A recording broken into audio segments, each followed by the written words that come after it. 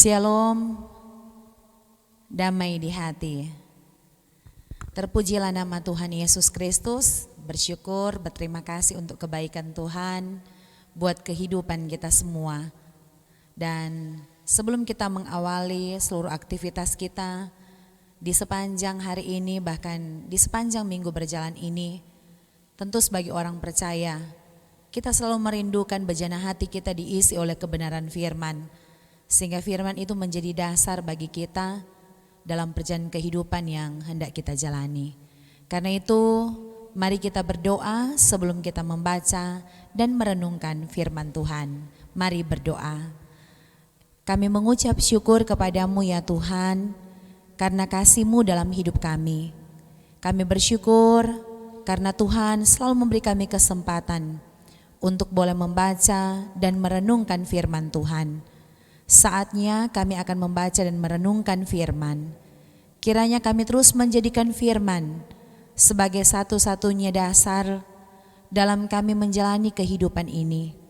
Kami selalu menjadikan firman sebagai sumber kekuatan, menjadikan firman sebagai sumber petunjuk dalam langkah-langkah hidup yang kami jalani.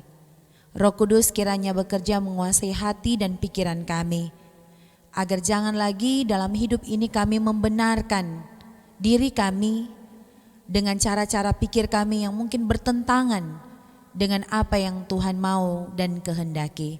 Tapi biarlah setiap perkataan dan tingkah laku kami sesuai dan seturut dengan firman Tuhan.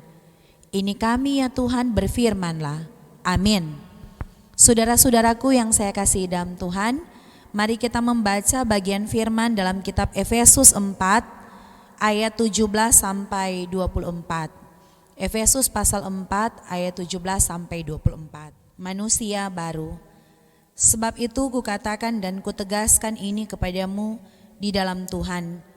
Jangan hidup lagi sama seperti orang-orang yang tidak mengenal Allah, dengan pikirannya yang sia-sia dan pengertiannya yang gelap, jauh dari hidup persekutuan dengan Allah, karena kebodohan yang ada di dalam mereka dan karena kedegilan hati mereka. Perasaan mereka telah tumpul sehingga mereka menyerahkan diri kepada hawa nafsu dan mengerjakan dengan serakah segala macam kecemaran. Tetapi kamu bukan demikian. Kamu telah belajar mengenal Kristus karena kamu telah mendengar tentang Dia dan menerima pengajaran di dalam Dia menurut kebenaran yang nyata dalam Yesus, yaitu bahwa kamu berhubung dengan kehidupan kamu yang dahulu harus menanggalkan manusia lama yang menemui kebinasaannya oleh nafsunya yang menyesatkan, supaya kamu dibaharui di dalam roh dan pikiranmu, dan mengenakan manusia baru yang telah diciptakan menurut kehendak Allah di dalam kebenaran dan kekudusan yang sesungguhnya. Demikian bagian firman yang boleh kita baca. Saudara-saudaraku yang saya kasihi dan mengasihi Tuhan Yesus Kristus. Bicara pendidikan tentu bukan baru sekarang kita menjalani itu di dalam kehidupan kita. Karena sejak kecil pun kalau bicara pendidikan kita sudah dididik. Walaupun kalau masih dalam usia balita, kita dididik dengan pendidikan yang non formal atau pendidikan dalam kehidupan keluarga. Nanti setelah umur cukup ada di usia PAUD, usia TK, usia SD, SLTP, SLTA, dan perguruan tinggi, maka kita pun berhak untuk mendapatkan pendidikan dengan disiplin ilmu yang kita tekuni. Dan memang kalau berbicara tentang pendidikan, tentu itu berbicara sebuah proses atau cara membentuk seseorang untuk boleh mengetahui dari apa yang belum dia ketahui, dari apa yang belum pernah dia pelajari, dipelajari, dan tentu punya tujuan bukan hanya sekedar dipelajari, tetapi itu yang akan menjadi pedoman nantinya dalam kehidupan ketika dia menjalani hidup. Pendidikan, ada pendidikan yang secara formal seperti yang saya sebutkan tadi. Tetapi ternyata dalam kehidupan kita sebagai orang percaya, mengecap sebuah pendidikan bukan hanya juga pendidikan formal, tapi juga kita harus dididik dalam pendidikan yang membangun spiritual kita kepada Tuhan Yesus Kristus. Dan ketika berbicara pendidikan spiritual, itu juga yang paling utama akan kita dapatkan dalam kehidupan keluarga kita masing-masing. Bagaimana orang tua mendidik anak-anak supaya anak-anak boleh menjadi anak-anak yang di kemudian hari boleh berhasil, anak-anak yang mampu bersaing di tengah-tengah berbagai perkembangan ilmu pengetahuan dan teknologi yang ada, sehingga orang tidak akan mengatakan anak-anak kita ketinggalan zaman. Nah, tentu itu menjadi tugas dan tanggung jawab kita sebagai orang tua untuk memberikan pendidikan yang terbaik dalam hidup anak-anak kita.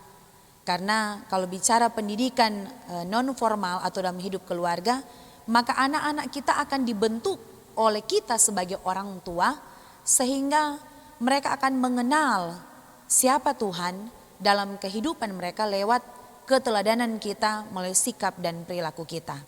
Contohnya saja, banyak orang memahami dan mengerti ketika dia ada di tempat umum ada sebuah tulisan yang bertulis mohon antri.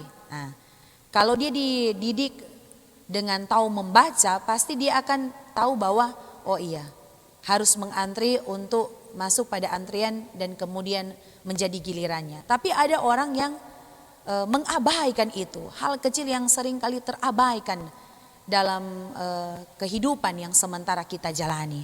Nah, oleh karena itu saudara-saudaraku yang saya kasih dalam Tuhan, dari bagian firman yang kita baca di saat ini, maka Rasul Paulus mengajar kehidupan kita sebagai orang percaya untuk mampu meninggalkan dan menanggalkan cara-cara hidup kita yang lama yang tidak berkenan kepada Tuhan. Kita telah mengatakan bahwa kita mengenal Tuhan. Sama seperti seseorang mengenal keluarga terdekatnya.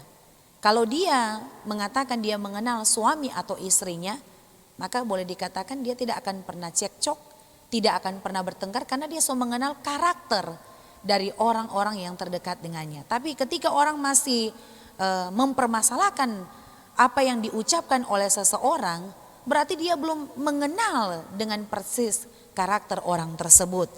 Nah, proses mengenal dalam kehidupan kita, orang so mengenal Tuhan Yesus sejak kecil lewat pendidikan dan pengajaran yang orang dapat mulai dari sekolah minggu, bahkan ketika orang dibaptis, ada katekisasi, ada pengajaran-pengajaran di CD. Tapi terkadang apa yang telah kita terima itu tidak nyata dalam kehidupan kita sebagai orang percaya. Nah, oleh karena itu firman Tuhan saat ini mengajak kehidupan kita sebagai orang percaya untuk mampu meninggalkan dan menanggalkan cara hidup kita yang tidak berkenan kepada Tuhan. Kalau dulu malas-malas gereja, malas-malas ibadah, mari bawa kehidupan kita dalam pertobatan untuk rajin masuk gereja, tapi juga dibarengi dengan apa yang orang dengar lewat kesaksian firman yang disampaikan baik di rumah gereja, di kolom ataupun di Bipra. Kita pun menyatakan itu lewat sikap dan perilaku kita sehari-hari, sehingga dalam kehidupan yang kita jalani, orang yang akan mau bilang begini, ada sekolah mar sepertinya tidak ada sekolah. Karena ada orang yang so mengecap pendidikan sampai pun pada pendidikan yang tinggi, tetapi tidak menjamin karakternya terbangun. Nah, karena itu kiranya firman ini sekali lagi memberi pedoman dalam hidup kita, agar kita boleh menjalani kehidupan ini sesuai dengan apa yang Tuhan kehendaki. Dan ukuran kebenaran satu-satunya yang harus kita ingat itu datang daripada Tuhan. Karena benar dan baik menurut kita belum tentu baik benar menurut Tuhan. Tapi kalau baik benar menurut Tuhan, maka apa yang kita lakukan itu yang berkenan kepada Tuhan. Terpujilah nama Tuhan. Amin. Mari kita berdoa. Terima kasih Tuhan Yesus atas firman-Mu yang semakin meneguhkan iman kami.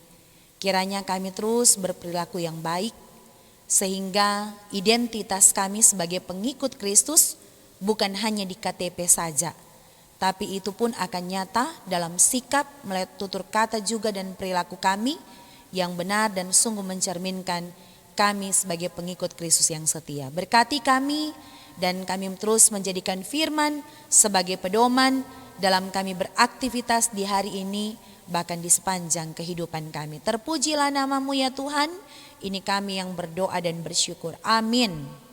Demikian saudara-saudara, kiranya kita diberkati dengan firman Tuhan.